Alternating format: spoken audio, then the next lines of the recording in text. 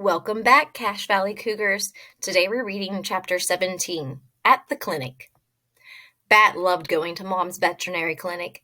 If it were up to him, he would go with her every time she had to work late instead of staying home with Janie. But Mom said that as much as she loved having Bat at work with her, all his questions sometimes kept the vet techs from doing their jobs. Bat tried really hard not to ask so many questions, but there were so many interesting things to ask questions about. Today you can help Lawrence with baths, Mom told Bat as she drove him the 3 miles from the Saw-Wet school to the small brick building marked Valerie Tam, DVM. Janie was always trying to get Mom to rename her veterinary clinic something else. Something fun, she'd say, something creative. So far she had suggested the Furry Friends Clinic, Pause for a Moment Veterinarian, Nose to Tail and everything in between, and her favorite, the Pawspital. But Bat liked seeing Mom's name on the side of the building. It was like she was a celebrity. "I'm good at baths," Bat said. "Yes," said Mom, "you are." When he pulled open the heavy glass door at the front of the brick building, Bat was overwhelmed by smells and sounds.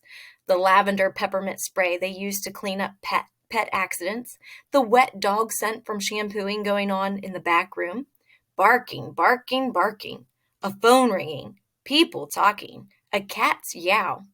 If there were this much ruckus at school or the playground or anywhere else at all, Bat would definitely need his earmuffs. But here, the sounds and the smells didn't bother him. Even the flickering fluorescent light didn't irritate him very much. Suzanne stood behind the counter running a lady's credit card through the machine with one hand while she answered the ringing phone with the other. "Dr. Tam's office," she said, waving hello at Bat as he walked by. He waved back, but he didn't say anything because he didn't want to bother her. It used to be that he didn't notice if people were busy with other things, but he was way better now. At least he usually was. An old lady, old like a grandmother, sat on the bench in the waiting room. She held a box on her lap. Bat stopped in front of her. "What kind of animal do you have in that box?" "It's my cat, Pickles," the lady said. "He's not feeling 100%. "What are his symptoms?" Bat asked. "Are you the veterinarian?" the lady asked. "No," said Bat, "not yet." "Ah," said the lady. "Well, he has indigestion, and he hasn't been very hungry lately." There were lots of things that could be. Bat looked up at his mom, who stood next to him, listening. She shrugged. "I'll have to examine Pickles to know what's wrong," she said. Then she turned to the lady. "I'll see you and Pickles in just a minute or two." "I hope Pickles feels better soon," Bat said. Then he followed Mom through the door that separated the waiting room from the back and watched as she took her white coat from its hook. She put it on, and then Mom was Dr. Tam, a veterinarian, better than a superhero. One day, Bat would also have a jacket, just like Mom's. It would be white, and it would have 5 buttons, and it would have the words Dr. Tam, DVM, embroidered just above his heart. Of this, Bat was 99.9% sure, because that was as sure as you could be about anything. "I've got to go see patients," Mom said. "You stay close to Lawrence and be a help, okay?" "Hey, Bat Boy, what's up?" Lawrence was the only person who called Bat Boy. "Mom rescued a skunk kit and we're raising it. She says we have to give him to a rescue in a month. Well, 3 weeks now, but I'm going to change her mind. We named him Thor," Bat said. Lawrence laughed. "I know all about the kit," he said. "Who do you think is taking care of him while you're at school?" "You are," said Bat. "Are you doing a good job?" Lawrence rumpled Bat's hair, and Bat smoothed it down again. "Of course I'm doing a good job," Lawrence said. "It's the only kind of job I know how to do. Look." He reached into the neck of his shirt and pulled out the strangest necklace Bat had ever seen. It was made of a t-shirt material and ended in a little pouch, just big enough for cradling a skunk kit. "Is Thor in there?" Bat asked. Lawrence nodded. "Yep, the little guy seemed kind of lonely in the kennel, so I made a sling for him out of one of my old t-shirts last night. See? Snug as a bug in a rug." Lawrence opened the pouch so Bat could see inside. There was Thor, curled into a little sleeping ball. "Can I wear him?" Bat asked. "Of course. We don't want him to get wet when I'm washing the dogs. Here." Very carefully, Lawrence pulled the sling up over his head and then lowered it over Bat's. But the sling, which was barely reached Lawrence's chest, sank all the way to Bat's belly button. "We can fix that," said Lawrence. He looped the fabric into a knot behind Bat's neck to shorten the sling. "There," he said. "Now you're a marsupial bat." "There are no marsupial bats," Bat said. "Marsupial infants need to have strong arms and claws to climb into their mother's pouch. Bats have wings."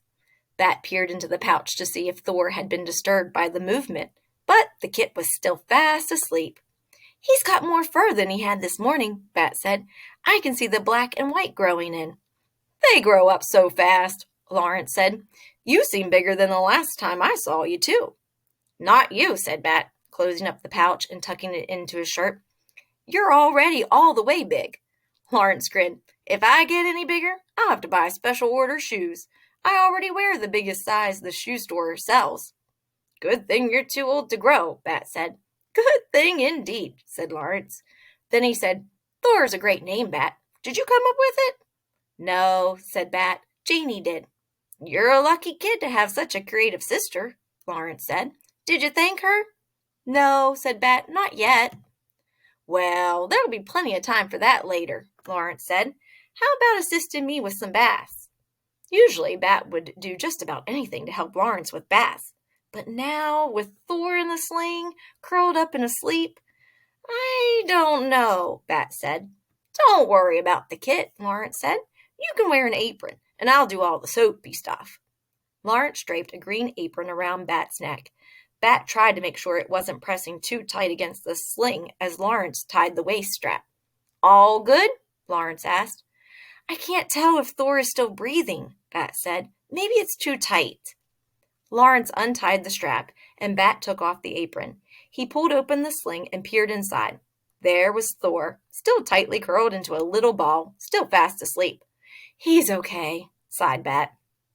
Lawrence patted Bat's shoulder. "Maybe you can just keep me company today. How does that sound, Bat Boy?" "Better," said Bat. "I can supervise." "Good idea," Lawrence said. "You can tell me when I use too much soap." "That's easy," said Bat, following Lawrence into the holding room, where the dogs waited in separate kennels for their bath. "You always use too much soap." Bat climbed up on the counter across from the big silver wash basin and watched as Lawrence bent down to open the far kennel. He scooped up a shaggy white poodle who didn't look very happy about what was about to happen. "You're okay, Jeff," Lawrence said. He was using his soothing voice, calm and deep. "Jeff is a funny name for a poodle," Bat said. "Well, that's a funny name for a kid," Lawrence answered, setting Jeff into the wash basin before smiling at Bat. Bat smiled back. Then Lawrence got to work, slipping Jeff's head into a restraint so he couldn't jump out of the tub, then turning on the faucet and running his hand under the water to check its temperature before he started spraying down the dog. "That's a new restraint, isn't it?" Bat asked. "Good eye," said Lawrence. He shut off the water and began massaging shampoo into Jeff's curly pelt. "The other one was getting rusty, so I ordered this new model." "Is that a suction cup connecting it to the wall?" "It sure is," said Lawrence, "and a strong one, too." He grabbed a hold of the rope and tugged on it to show Bat how well it was connected to the wall. But with a loud pop, the suction cup came free. Jeff didn't waste any time. With an excited yip, he scrambled over the lip of the wash basin and leaped to the ground.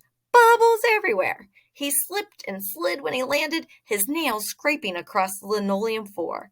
Lawrence reached to grab him, but Jeff was too fast. He scrambled toward the door. Bat pulled his legs up onto the counter and crossed them, one arm wrapping protectively around Thor in his sling. The air smelled like warm, wet dog and strawberry shampoo. Lawrence's fingers were inches away from Jeff when his heel found a puddle of soapy water. One moment he was standing, and the next he was flat on his back. "Are you okay?" Bat asked, but he didn't climb down from his perch. His first priority was keeping the kit safe and dry.